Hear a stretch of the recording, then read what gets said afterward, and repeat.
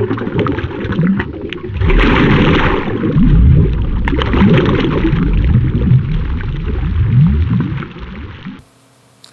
up guys, Justice John here for Filmmakers Turf. In today's tutorial, I want to show you guys how I color grade within Premiere Pro.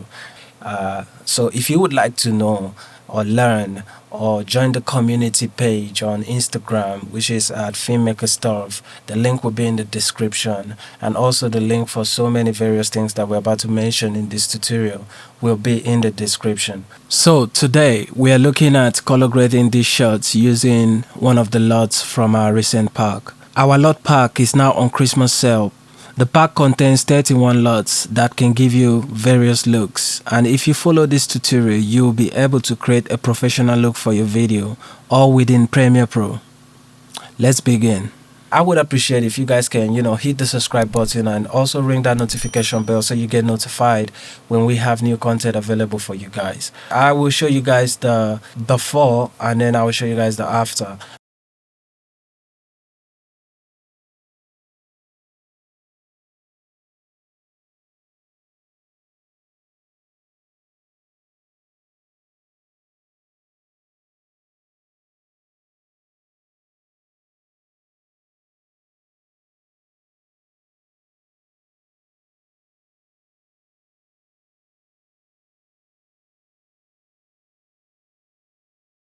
To start with, I will clone this particular shot over here. If you guys are interested in knowing a little bit of how to really use Premiere Pro on a basic / advanced level, there will be a poll up on our Instagram story. So if you join our community, we'll be able to have a go and see how many majority of our audience would love to see that, and then we can make it available for you guys. So to begin here, I've got a clone of the entire clips I want to grade. First, I need to go in and color correct.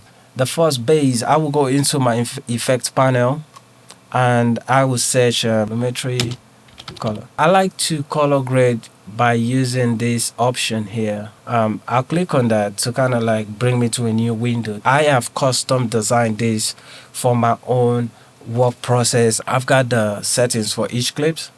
Those are the information, or should I say the properties for each clips displayed on this section here. And here I've got the display for the parades. So to get access to these parades, you also can come in here and activate them if they're not on. So you've got a tick there for the lumetri color, which is this windows that is on the right here. And then you've got also the lumetri scope, and I have adjusted it into this window. So by doing this display, I'm able to see what I'm doing and everything in one place. First, color correcting. We have to color balance and color correct this shot as it is right now. By keeping your eye on this vector scope, or should I call it, that's the vector scope. Everything should fall within this line and not too high above the parameters here. And then the parade is, the idea is to blend the colors to align in the same level. And then this represent the high bit represents the highest, brightest part of your image, and then the 0 represents the darkest side of your image. So in here we go into our basic correction here. Usually I could use the automatic white balance process if I had my subject wearing white, or I had a clapperboard on the shots, but I don't, because what I could do now is begin with the process of correcting the shots. So I'm not going to balance that yet. I tend to just come in here and adjust these parameters first. The trick to knowing what you're working on, I don't have specific numbers that I can give you to code in individually to get the accurate look for your shot. You have to play around to find the information you're looking for. So what I would tend to do is I could start off in any of this category. I'll start with the shadow. I tend to bring the shadow all the way down. You can put it bright to see what it does to your clip. Always play with that. So as I'm doing that, you can keep your eye on this section here and you can see what's happening. It's kind of like bringing down the shadow, because the idea is to get it to hit the 0 mark, and then with the brightness also to keep it on that scale. So I'll come into the white sections here and I will boost that up. As you can see, if I go all the way, I've blown out the shot. This is not correcting the image. This is literally ruining the entire detail of the image. So what I need to do is bring it back down a lot and keep my eye till when it's just below that section. And now I can let go. Now the next step here is the blacks. The blacks, I want to crush it all the way down. If I put that up, you see again what it does. Not much. And there's this thing Premiere Pro does that you try to push this and you get to the end and that's basically it. And you can see you've not even reached the 0 section. So the secret of this, of what I do is I come between this color wheels and match. And I can bring down the darkest area. And now you see I have full control back into that. I'm bringing it all the way down close to the 0 and I will stop there. So when I come back to the basic section here, I can look at the highlights. The highlights is making it look slightly fold off. So I can bring that down and you can see what's happening there. I bring that down slightly more. And then I will go back into the shadows and boost that slightly back up. I don't want it to hit all the way to 0 or -0 should I say. And then the blacks, I will kind of like bring that slightly back up a bit. You can see where we started from and where we're going already. Each section as well can be, switched off and played off like that. So I am happy with what we've got so far. You can see we are well balanced between the darkest level and the brightest section of the video. Now we need to come into the vector scope and the RGB parade. You can see the blue is kind of kicking all the way up there. Now this is where I'm able to go in and tweak it to balance according to how I want it. As you can see, we have a nice level between the three, and I'll just adjust it a little bit with the green. And once you hit there, you can see your RGB parade are also falling in line. Boost up the saturation slightly in. Now we've got a nice color corrected image. It's well balanced and it looks good. And the curves, I like to just place a point there and I will slightly just raise that up a bit. And let's say for the next phase, we're going to bring in an adjustment layer. To create an adjustment layer, you just right click on your project windows, right click on the body, and you can create new items here, and there you see the adjustment layer. But we've already got one here, so I can drag and drop one above my entire clips, and then I will just leave that there, not do anything yet. Now I need to move into the next clip.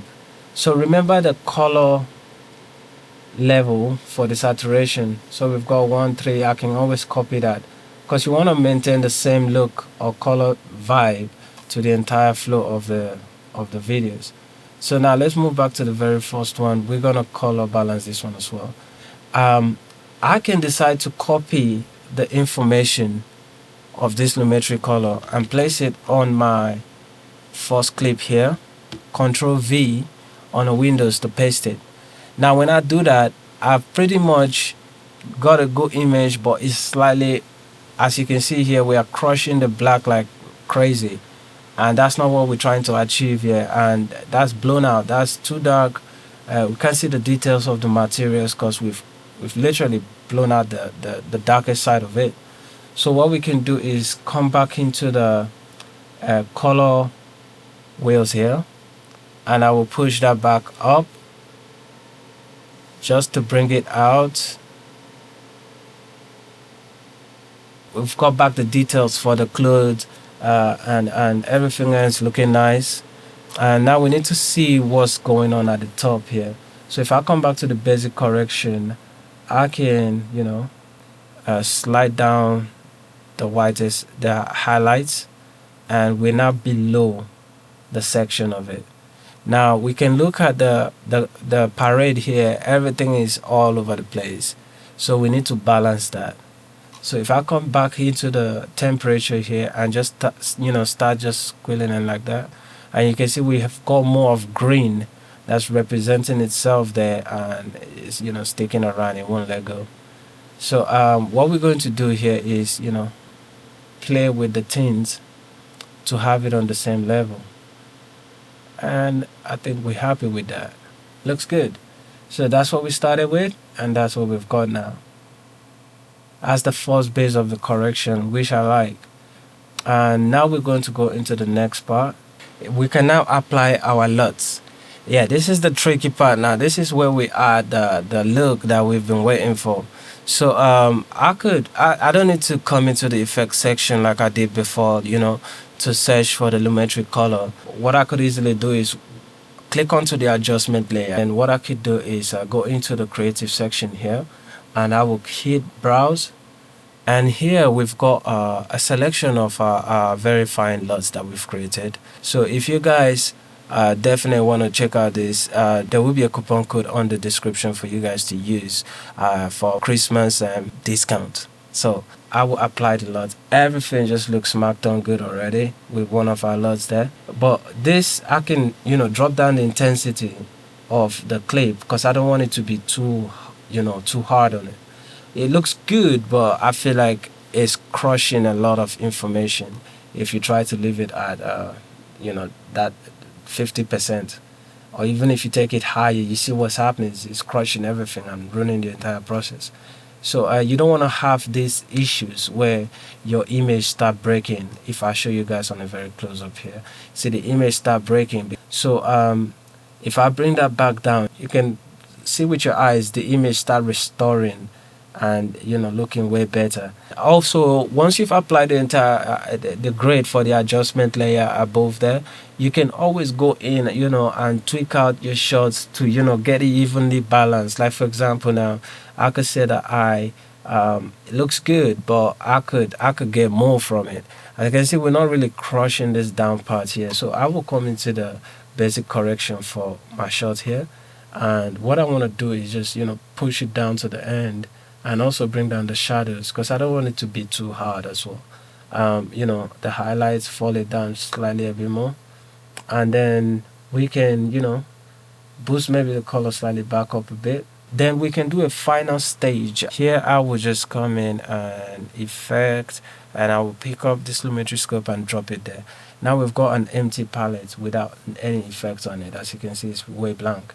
So we don't need anything else from here. All we need is coming into the HSL secondary, and here we're going to click the eye selector here, and I want to select the skin, her skin, and I will select the plus and also keep doing that. I want to add more of her skin into the shot because we're just aiming for the skin tone here. And if I activate this, so I can see how much of the information I'm taking in, so I can adjust that, just frankly bring that down, push it all the way to the end there. I just want a skin, that's what I'm aiming for, and we're looking good so far. And I will do the same for this section here. Let's see, the hair is being selected, so we need to exclude that from the selection, and that's what we're doing just now by moving around. And